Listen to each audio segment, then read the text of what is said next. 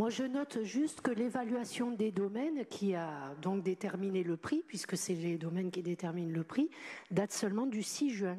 Et c'est inscrit au budget supplémentaire qu'on nous présente en juillet.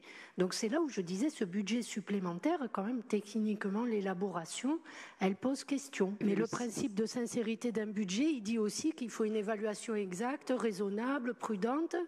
Et bon on l'avait là, mais on l'a eu en juin, et c'est inscrit au budget supplémentaire de juillet.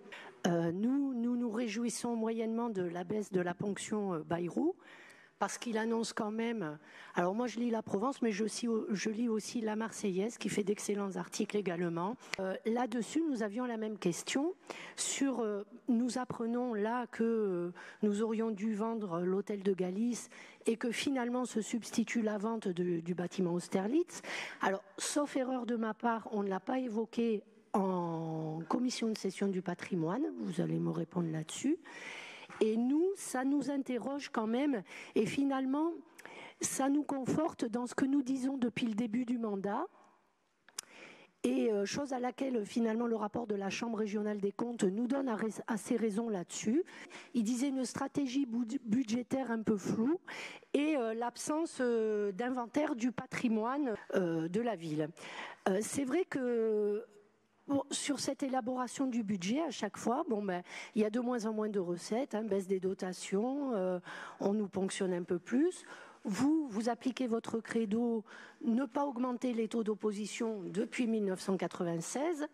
À chaque fois, on le dit et vous en êtes très fiers. Mais néanmoins, surtout dans la période avec l'augmentation des fluides, etc., nous, on n'est pas pour la baisse de la masse salariale. Voilà, nous, on est très contents qu'il y ait des agents territoriaux. Donc, il faut quand même faire rentrer des recettes. Et là-dessus, on a l'impression que d'un seul coup, on se dit, tiens, qu'est-ce qu'on va vendre? Alors, on va vendre encore un bâtiment public, on va vendre le bien public, le patrimoine de la ville, comme on l'a fait pour Caumont, comme on l'a fait pour l'Office du tourisme. Le dernier exemple emblématique, c'était les prêcheurs. Alors à chaque fois, on était à 12 millions. Là, c'est un peu monté. On est à 14 à peu près.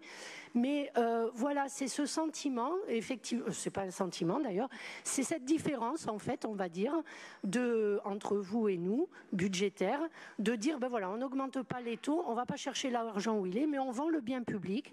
Alors que ces bâtiments, tout à l'heure, Odile Bontou et Madame Angeletti parlaient des associations. Cyril reviendra tout à l'heure sur la vente de Austerlitz. Pourquoi pas en faire des tiers-lieux, pourquoi pas en faire des lieux de réunion.